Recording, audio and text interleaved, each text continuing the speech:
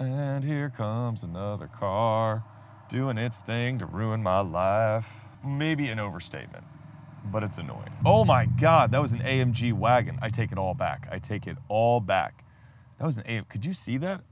Oh, black AMG wagon. Doug DeMuro, is that you? What's going on, YouTube? Jax here, and today I've got one of the most beautiful cars in its class, the Mazda CX-5 SUV. Let's check it out.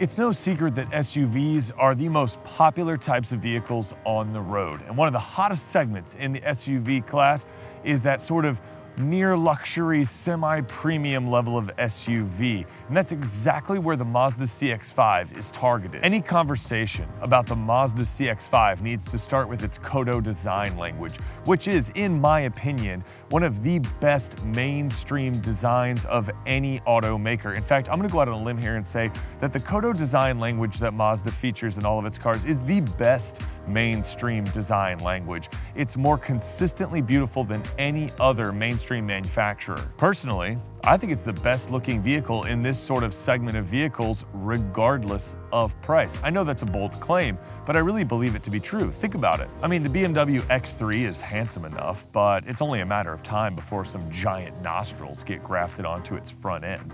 The Audi Q5 looks okay, but it's kind of awkwardly shaped from some angles. The Mercedes GLC, or whatever they're calling it these days, kind of looks like a melted RAV4. And the Lexus RX looks like something Darth Vader would drive, you know, if he was like real and blind. And the Infiniti something or other is an SUV that exists. I mean, theoretically, it's not like you've ever seen one. So the Mazda trumps everyone on style, but that doesn't mean anything if it doesn't have the dynamic chops to back up its good looks. Basically, who cares what it looks like if it drives like a sponge soaked in your unrealized hopes and dreams? Or a Nissan Rogue, which is like pretty much the same thing. The good news is that the Mazda drives impeccably well, with well-controlled body motions, accurate steering, and a deep well of torque from that glorious 250 horsepower engine that also has 310 pound-feet of torque. And if you don't know what 310 pound-feet of torque is, it's more than a Hyundai Tucson, or a riding lawnmower, or walking. The steering is really nice on the Mazda CX-5. It's probably one of the sportier steering setups in the small SUV class. It's got a nice weight to it. It's not particularly responsive, but it feels good in the hands thanks to this nice Mazda steering wheel. But overall, it's a lot sportier than what you find in many other small SUVs. We're about to turn onto my handling loop, my road that I use to test suspension setups, because it is a fairly terrible road. It's got weird undulations and dips and all kinds of crazy cracks and potholes. So we're going down that road right now, and one of the things that you notice, it probably doesn't come across in the video, is that the CX-5's ride is doing a pretty good job of controlling the car on this road. I had the Camry V6 on this road, which was a fun car. It's a sporty car with that powerful V6, and it was all over the place. And the Ford Ranger, which has a not particularly great suspension setup, and by not particularly great, I mean awful, was a complete mess on this road. Head toss and body toss, I was bouncing all over the place. But you can see here in the Mazda that we're moving at a decent speed, about 50 miles an hour, and the Mazda's remaining composed. There's a little bit of impact harshness from the large wheels and the thin sidewall tires, or relatively thin sidewall tires. But overall, the Mazda is just soaking up this road like it was nothing. The composure in the suspension is admirable. That was a big dip that we just went over back there, and there was one impact, and then the Mazda was done. It was good. It was fine. And that's really impressive in a car in this class, to have such a composed ride over such a terrible road surface. To say that it's BMW-like would not be a stretch, because even BMW is not really like BMW anymore. Case in point, you can't see it, but there is a BMW currently broken down in the middle of the road right here. I totally didn't even plan that either. That was totally spontaneous. That was not planned. There was literally a BMW 3 Series broken down in the middle of the road. And it wasn't even an old one. One of the things that helps the Mazda handle so well is its all-wheel drive. It's called iActive all-wheel drive with G-Vectoring Control Plus. Basically, all you need to know is that G-Vectoring Control shuffles power among the wheels in a way that's incredibly smart and better than anything you could do. So the Mazda handles better than you could get it to handle otherwise. It outthinks you, it's smarter than you, and it makes you a better driver in, well, pretty much every way. The thing that's fascinating about this system is that it's almost imperceptible. You can't even tell that it's really working. It just rides really, really well. One of the things that you notice right away when driving this car is the improved power. 250 horsepower from the turbocharged engine is immediate. It feels great. It gets 227 horsepower if you put regular in it, but like, why would you do that? Just buy the premium. Oh my gosh. The engine makes 250 horsepower and 310 pound-feet of torque with premium. To me, there is no other option. You put premium in all the time because it feels wonderful. It's quick, it's responsive, it gets up to speed, gets out of its own way. That's something that bothers me about some of the other small SUVs in this class, is they don't quite seem to get out of their own way. They're a little sluggish.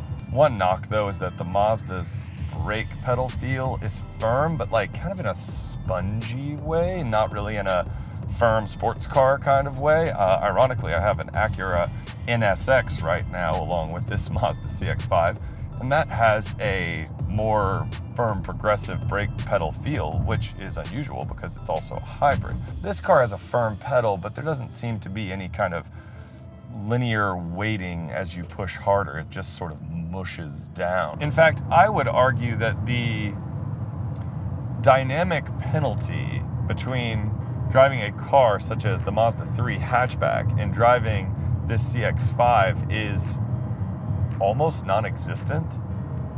Like, if you needed a family car, I hate to say it, but Mazda might be sort of killing off the car. Mazda might be responsible for making us move into SUVs. I mean, there's body roll, like in that corner right there, you feel the body roll, but the car just tracks, and I don't even know if the all-wheel drive system is even doing anything or if the car just handles that well. You don't feel it, it's imperceptible. But that's an interesting thought, and maybe it goes a little against the grain of those of us that are car guys. Is Mazda killing off the car by making SUVs so dynamically interesting and amazing? I mean, look, I don't want to see cars go away. We need cars. It's why most of us got into this hobby in the first place. But the market doesn't lie, and SUVs are what the people want. So if the people want SUVs, why not make them more like this? I mean, now we're on a 4-lane highway and the ride is comfortable, controlled. I haven't even hardly put this car into sport mode the entire time I've had it because it's just so good. Sport mode doesn't really do much other than sort of make it louder and the gear changes hold longer, and it tries to like impersonate like kind of a manual box. It's kind of pointless in a car like this. The base setting is excellent. Yeah, so there you have it. Mazda, champion of driver involvement, maybe killing the car, just keep the Miata. Don't do anything with that. So the Mazda CX-5 looks great and drives even better. But what about the interior? You don't want to spend over $38,000 and get a subpar interior full of hard black plastic everywhere you look and touch. You know, like that Ford Ranger I had a month ago. Well, true to Mazda's mission, the interior is at least as good as the rest of the car.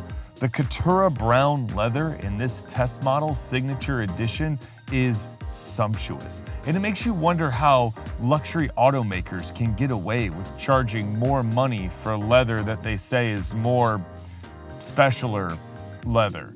The Mazda's interior feels wonderful everywhere where your hand falls, lays, or rests, and even some places it doesn't. The attention to detail is incredible. The interior is minimalistic and attractive, with a combination of leather, wood, metal, and plastic that wouldn't look out of place in an Audi or in some type of minimalistic, expensive furniture store where they sell expensive, minimalistic furniture.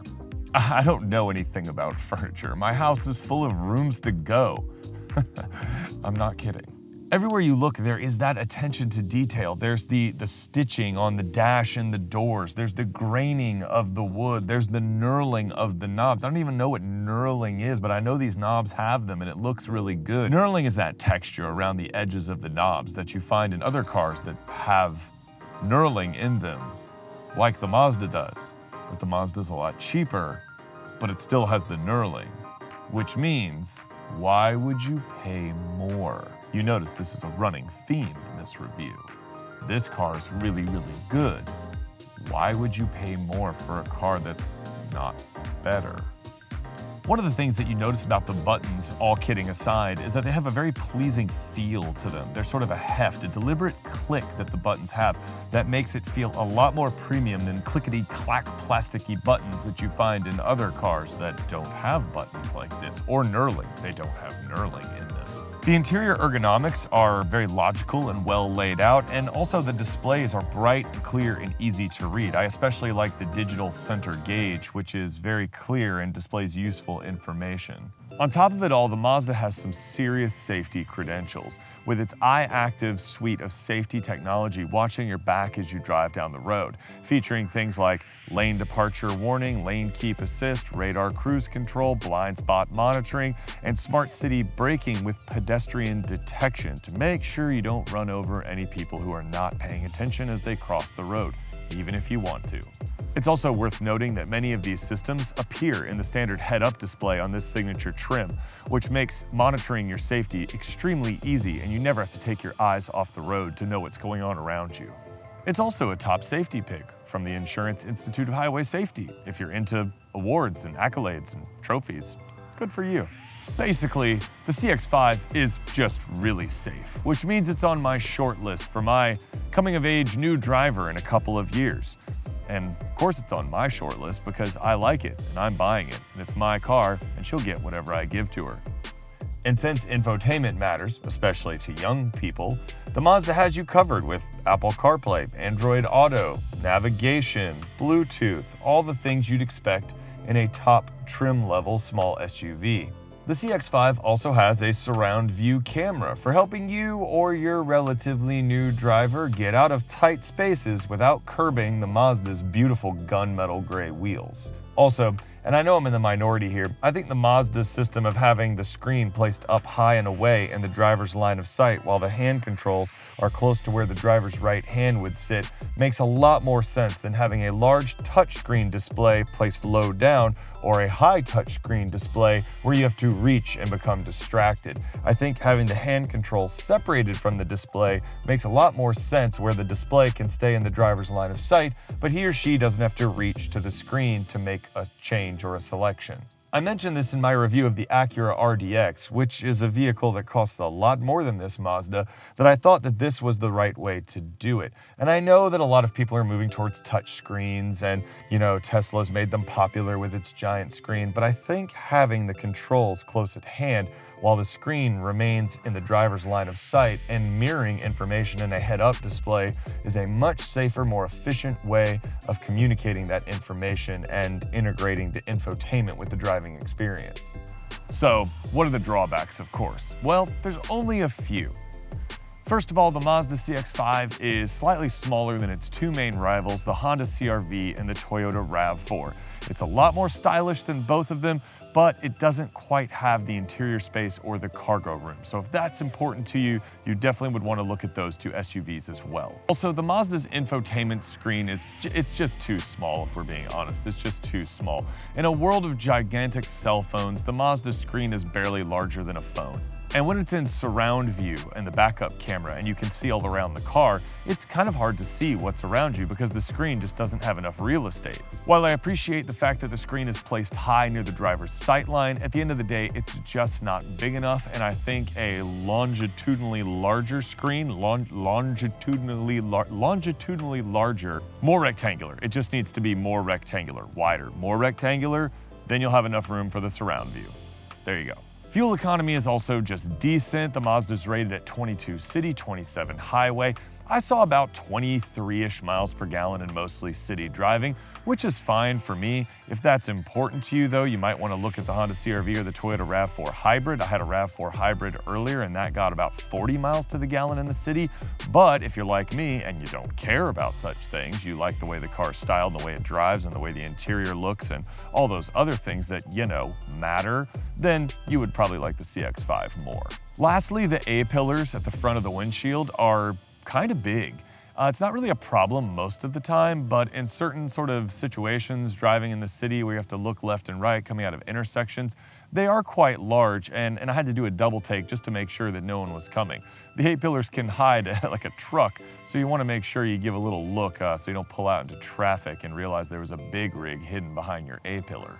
The bottom line is this: if you're looking for a stylish SUV that makes you feel a lot richer than you are, the Mazda CX-5 is the clear choice. It's better looking than every single vehicle in its class, it drives better than every single vehicle in its class, and it will make you feel better. And I'm just kidding, I have no way of measuring that or knowing that, but I know it makes me feel pretty darn good when I'm driving it. When all is said and done, you have to ask yourself, why would you pay more for a vehicle? If you're buying a top-shelf small SUV, why pay more for a Mercedes or a BMW or an Audi? I'll probably never get to test one now because I've been roasting them the whole time in this video, but to me it doesn't make sense. In a world where the top-shelf models from Honda, Toyota, and Mazda are as good as they are, and the CX-5 feels as luxurious and premium as it does, it drives as well as anything out there, it's Germanic in its body control, its motions, its power is top of the class, I can't imagine why you would want anything else.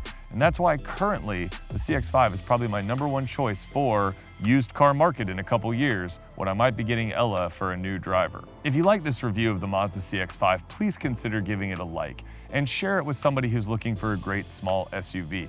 For more of this kind of content, please consider subscribing to the channel. I love this growing community of car and motorcycle enthusiasts, and I love to interact and share and comment and basically just chat with all of you that have subscribed to the channel so far, and I hope that you'll consider subscribing to the channel. Until next time, make sure you ride safe, drive safe. I'll catch you in the next video. Peace.